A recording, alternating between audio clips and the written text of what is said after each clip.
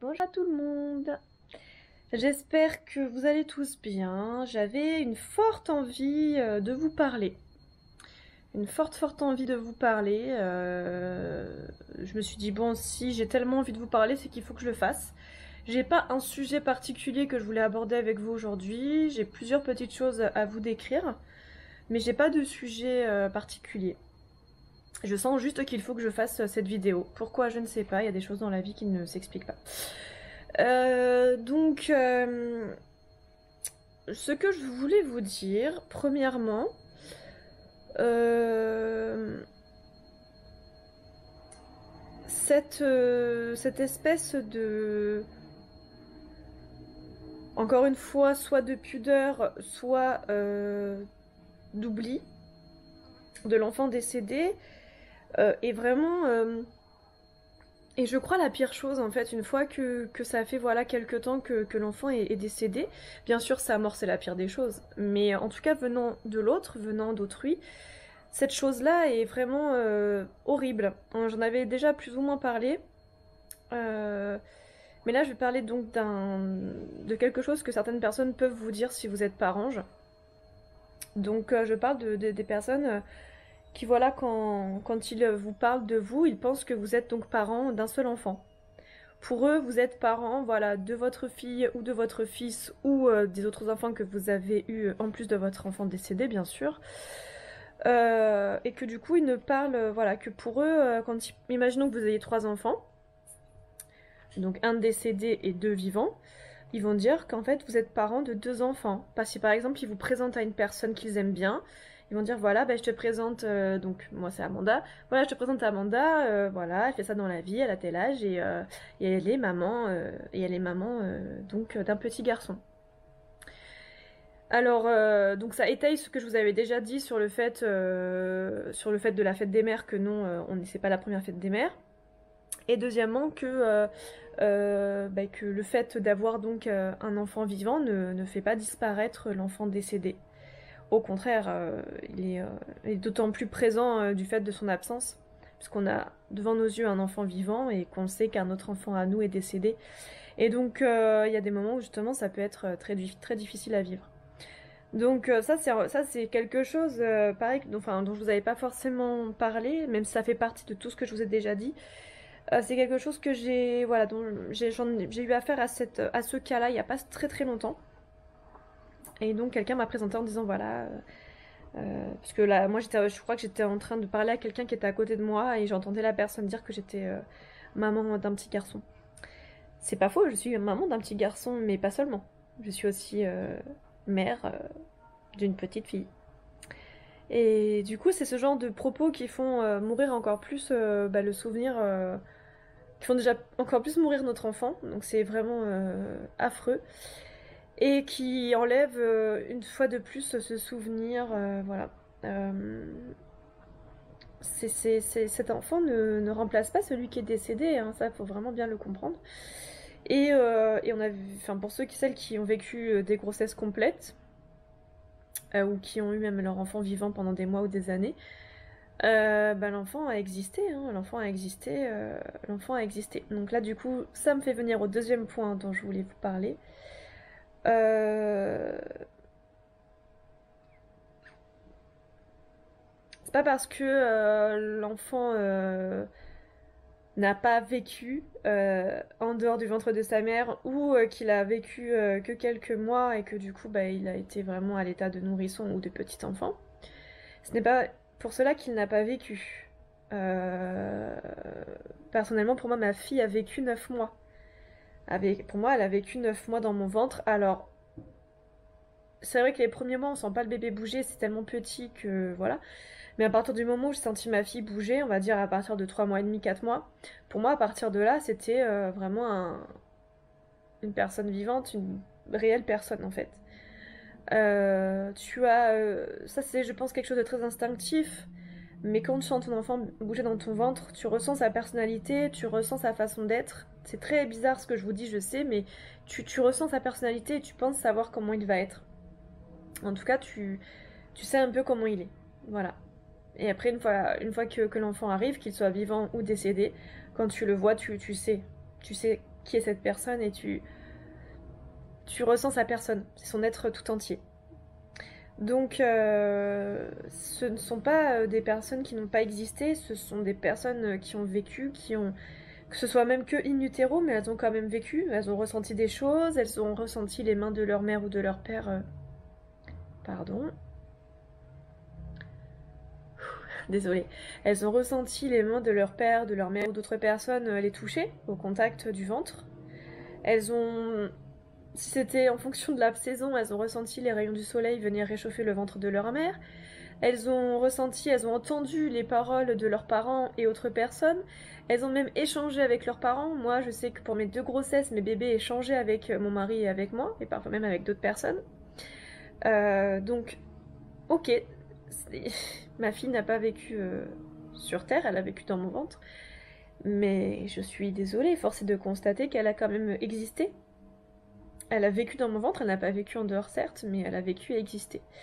Donc, d'omettre cet enfant décédé, c'est juste, voilà, c'est juste pas possible en fait. Je fais ces vidéos pour que vraiment les personnes, déjà que les parents puissent se sentir soutenus et puissent avoir une oreille, une oreille attentive, une écoute, mais, mais aussi pour que les personnes qui ne savent pas comment parler à des parents, je puisse un petit peu plus, savoir comment fonctionner avec eux, parce que, bah oui, malheureusement, tant qu'on l'a pas vécu, ben on le sait pas. Donc il y a des personnes qui instinctivement vont bien faire les choses, et il y en a d'autres qui vont vraiment faire de la merde. Je suis désolée si vous voyez cette vidéo et que vous avez fait de la merde avec des parents.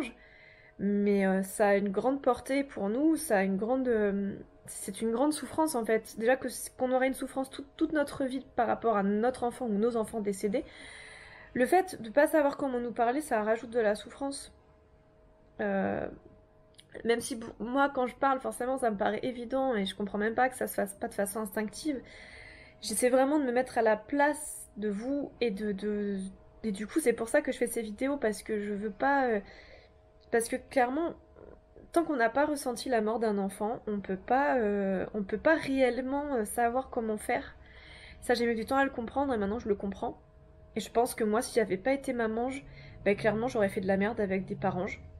Et je pense que j'ai déjà dû faire de la merde d'ailleurs, quand j'étais plus jeune, avec une personne avec qui je travaillais à l'époque et je ne me rendais pas, enfin si, je me rendais compte de l'atrocité du truc, mais je n'ai pas été vers elle, je n'ai pas eu, je pense, les bons mots et voilà. Et tout simplement, je suis pas allée vers elle. Et c'est une erreur, c'est une erreur. J'aurais dû aller vers elle et l'englober du plus d'amour possible. Mais voilà, le fait est que c'est...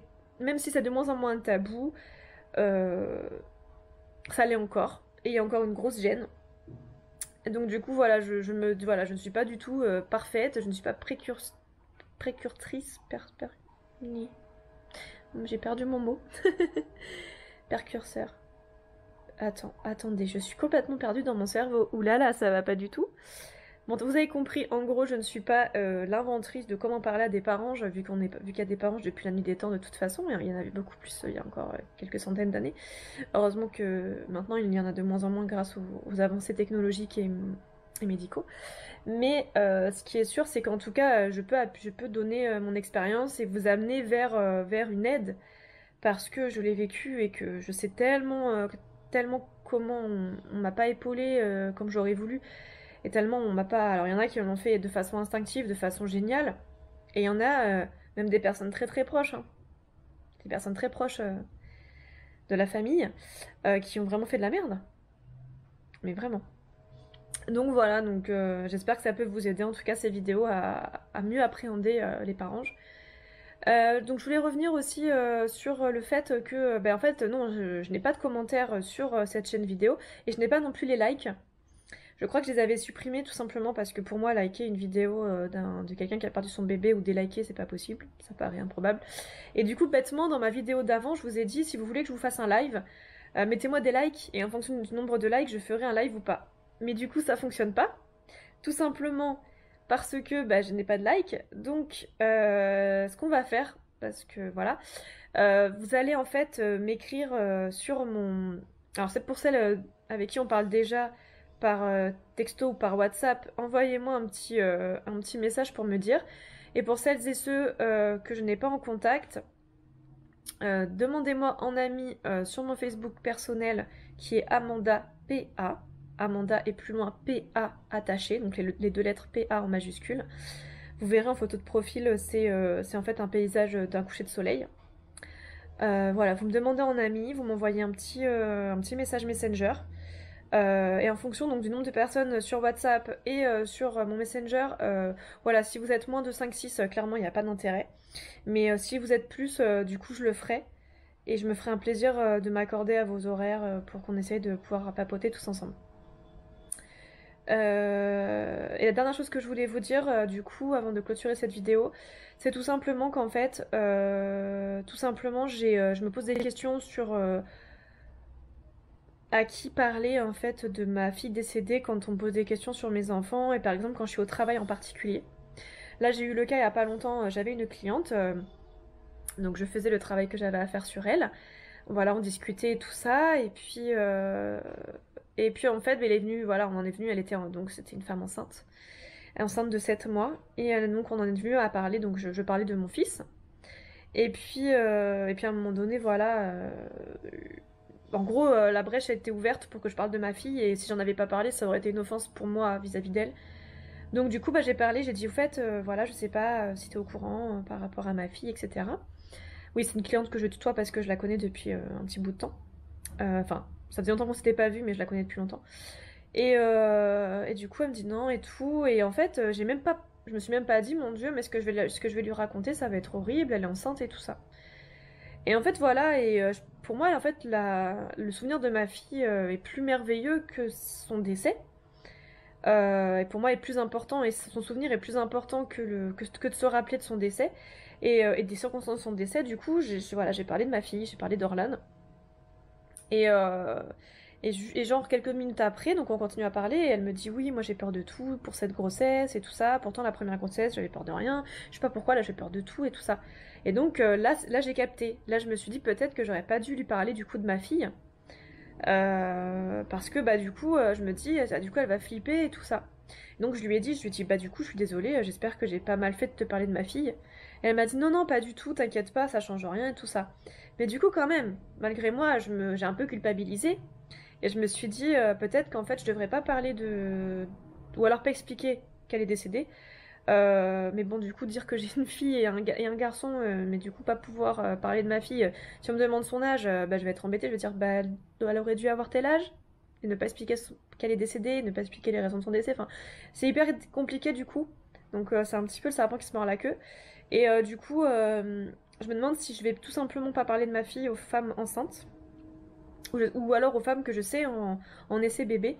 Tout simplement pour pas leur faire peur en fait et pour pas qu'elles se disent que ça peut leur arriver. Parce que oui, certes, ça peut arriver, mais c'est quand même extrêmement rare. En tout cas, mon cas à moi est très très rare.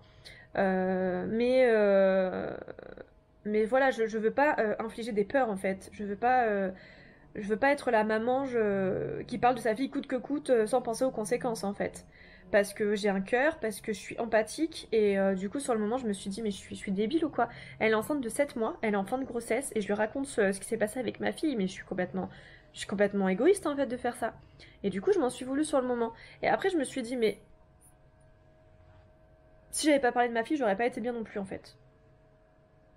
Donc voilà, mais le fait est que j'ai décidé, je pense que maintenant désormais, donc dites-moi ce que vous en pensez euh, pour celles qui ont mon Facebook ou ceux qui ont mon Facebook, et pareil pour celles avec qui on discute sur WhatsApp ou par message, dites-moi ce que vous en pensez parce que voilà, je veux pas être non plus la maman horrible quoi, et qui fait que de parler de sa fille coûte que coûte, quitte à faire du mal autour d'elle. Moi je veux pas infliger des peurs, je veux pas infliger des stress qui justement pourraient amener à des choses négatives sur un bébé quoi. Ou sur une maman. Donc voilà, donc dites-moi ce que vous en pensez. Je suis curieuse de vos avis et voilà. Voilà. Bon, j'en ai fini. Ma fille est omniprésente. Vraiment, je sens qu'elle est très présente en ce moment. Mais ça ne m'oppresse pas, je me sens pas mal. Bien sûr que je voudrais qu'elle soit avec moi, c'est une évidence, mais je veux dire, c'est une présence douce et, euh,